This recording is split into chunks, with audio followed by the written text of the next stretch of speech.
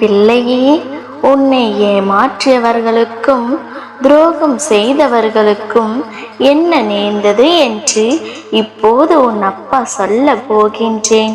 ஏனென்றால் என் அன்பு குழந்தை இரவும் பகலும் பாராமல் செய்த துரோகத்தில் இருந்து மீள முடியாமல் கண்ணீர் வடித்து கொண்டிருக்கிறது. ஆனால் இந்த கண்ணீருக்கு இந்த பதிவானது பதில் சொல்ல போகிறது. அவர்களுக்கு உண்டான தண்டனை இப்போது கொடுத்தேன் என்று அப்பா முழுவதுமாக விளக்கப் போகின்றேன். அதனால் உன் கண் முன்னே 2 நாட்களுக்குள் உன்னை தேடி அந்த செய்தி வரத்தான் போகிறது. அதனால் இந்த பதிவை முழுவதுமாக கேள். ஏனென்றால் நீ மீளா துயரத்தில் இருக்கிறாய். உன் மனவேதனை என்ன என்பது உன் அப்பாவிற்கு புரிந்துதான் தினந்தோறும் என் பிள்ளைக்கு ஆறுதல் சொல்லி தேர்த்த வேண்டும். வாழ்க்கையில் என் பிள்ளை இன்னும் பல சாதனைகளை சாதிக்க வேண்டும். அதற்காக இந்த சிறு தடைகளில் இருந்து மீண்டும் அன்பு பிள்ளையை அன்பாக வர வேண்டும், தைரியமாக வர வேண்டும் என்பதற்காக இந்த அப்பா உன்னை தேடி வந்திருக்கின்றேன். என்னவெல்லாம் நினைத்தாயோ அதையெல்லாம் உன் வாழ்க்கையில் நடக்கும் என்பதற்குண்டான தைரியமான முதல் அடியே இதுதான். என் பிள்ளையே, இப்போது உனக்கு துரோகம் என்று அந்த வலிகளை நினைத்து நினைத்து நீ கண்ணீர் வடிக்கிறாய். ஆனால் நீ சிந்தும் ஒவ்வொரு துளி கண்ணீருக்கும் கர்ம வினையானது அவர்களுக்கு சரியான பாடத்தை கற்றுக் கொடுத்திருக்கிறது. என் பிள்ளையே, அந்த பாடம் என்ன தெரியுமா? அதற்கு முன்னதாக சிறு விஷயத்தை உனக்கு சொல்ல விரும்புகின்றேன். வாழ்க்கையில் நாம் மிக பெரிய விஷயத்தை அடைய வேண்டும் என்பதனால் சிறு சிறு தடைகள், கஷ்டமான சூழ்நிலைகளை கடக்க வேண்டியிருக்கிறது. அதுவும் எதற்காக தெரியுமா?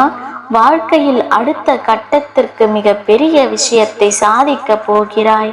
அதில் ஒரு நபரை நீ பார்க்க இருக்கும், பல நபரை சந்திக்க வேண்டியிருக்கும். அந்த சந்திக்கும் நபர் எல்லாம் நல்லவர்கள் என்று நீ நம்பிவிடக் கூடாது அல்லவா? இப்போது நீ அனுபவிக்கும் கஷ்டங்களும் துரோகங்களும் எதிர்காலத்தில் உன்னை வாழ வைக்கும். உண்மையானவர்கள் யார், பொய்யானவர்கள் யார் என்று நீ சிந்தித்து முடிவுகளை எடுப்பாய். அந்த முடிவால் உன் வாழ்க்கை இன்னொரு முறை இந்த வகையில் தடைகளோ துரோகங்களோ அனுபவிக்க முடியாது.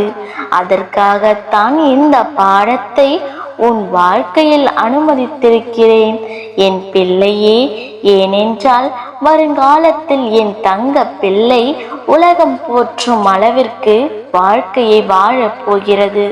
அந்த பாதையை நான் உருவாக்கி விட்டேன் ஏற்கனவே என்று என்னை அன்னையே என்று நினைத்திய அப்பா என் வாழ்க்கையில் உள்ள பிரச்சனைகளை தீருங்கள், எனக்கு எவரும் கிடையாது, உதவவும் யாரும் கிடையாது, தந்தையாகவும் உறவாகவும் நண்பராகவும் எனக்கு அனைத்துமே நீங்கள் தான் என்று என்னை நம்பி வந்த குழந்தையை எப்படி மற்றவர்களை ஏமாற்றும் அளவிற்கு வாழ வைப்பேன்?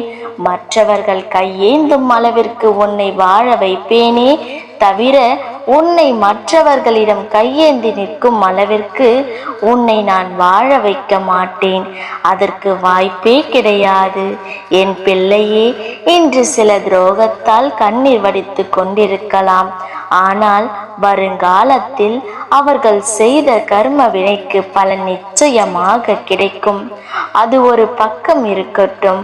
ஆனால் நீ மீண்டும் வர வேண்டும், நீ சாதிக்க வேண்டும். மற்றவர்களுக்காக கண்ணீர் வடிக்க இந்த பிறவியை எடுக்கவில்லை. உன்னுடைய தனித்துவமான திறமை ஒன்று உனக்குள் ஒளிந்திருக்கிறது. இந்த கஷ்டமான நேரத்தில் தான் அது வெளிவரப் போகிறது. அது வெளிவந்து உலகம் போற்றும் அளவிற்கு உன்னுடைய வாழ்க்கையை நீ வாழப் போகிறாய். பிறகு நீ எதற்காக கவலைப்படுகிறாய்? இன்னும் ஏமாந்து விட்டோம்.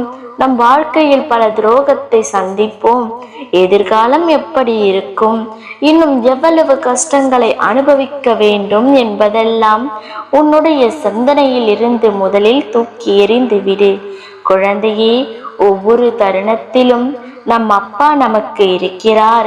இன்னொரு முறை இந்த ஏமாற்றம் நம் வாழ்க்கையில் ஏற்படாது. இனி நம் வாழ்க்கையை வாழ போகிறோம் என்று நம் அப்பா வழிகாட்டப் போகிறார்.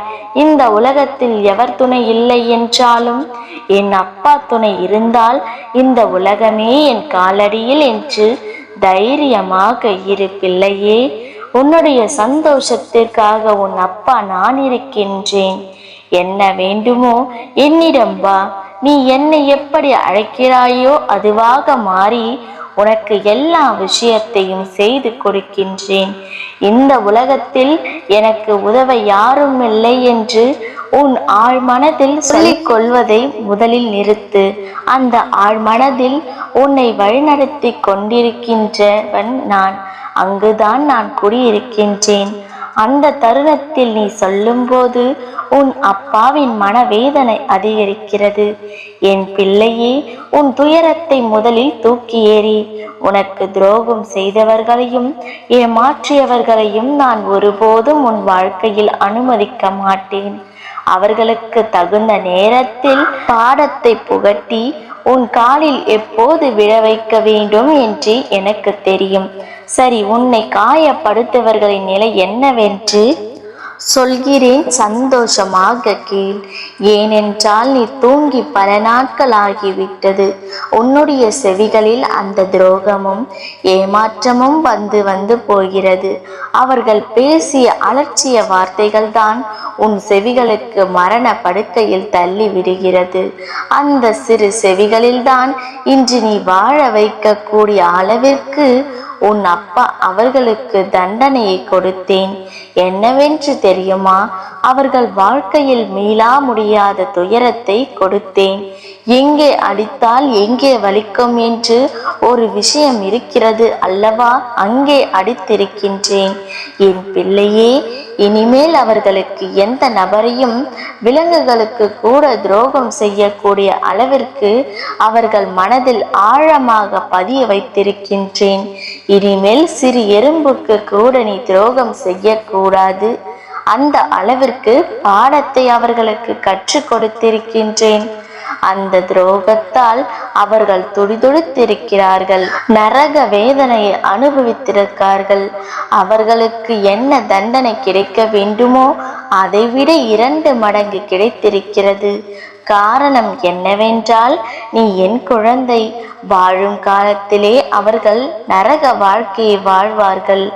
ஆனால் இன்னும் 2 நாட்களில் என்ன நிலை ஆகிறார்கள் என்று உன்னுடைய செவிகளுக்கு அந்த தகவல் எட்டும்.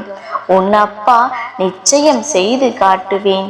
என் பிள்ளையே, என் மீது வைத்திருக்கும் பக்தியும் அன்பும் உண்மை.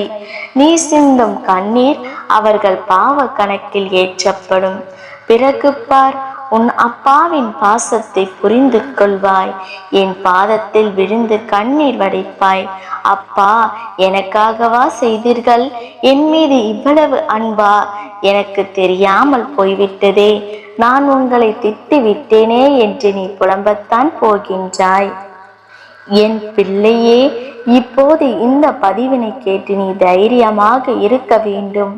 எதுவும் உன் வாழ்க்கையில் தவறாக நடக்கவில்லை. நீ சரியான பாதையில் தான் சென்று கொண்டிருக்கிறாய். ஆனால் உன் மனநிலையானது தவறாக நடக்கிறது. அனைத்தையும் இழந்து விட்டோமே என்று நினைக்கிறாய். எப்பொழுதும் உன் வீட்டில் மட்டுமல்ல, உன் மனதிலும் நான் இருக்கின்றேன். எப்பொழுதும் உன் கரங்களை நான் பிடித்து வழிநடத்தி கொண்டிருக்கின்றேன். தைரியமாக இரு. அப்பா இருக்கின்றேன். அனைத்தையும் நான் பார்த்து கொள்கின்றேன். என்றும் உனக்கு துணை இருப்பேன் தங்கமே. என்றும் உனக்கு நல்லதையே நடத்தி கொடுப்பேன். இனி உன் வாழ்வில் இருந்த கஷ்டங்கள் அனைத்தும் விலகும். உன்னை கஷ்டப்படுத்துபவர்களை உன் வாழ்க்கையில் இருந்து விலக்கிவிட்டேன். இனி சந்தோஷமாக இரு. ஒவ்வொரு தருணமும் உனக்கு நல்லதாகவே நடக்கும். அப்பாவின் அருளும் ஆசீர்வாதமும் என்றும் உனக்கு இருக்கும். நல்லதே நடக்கும்.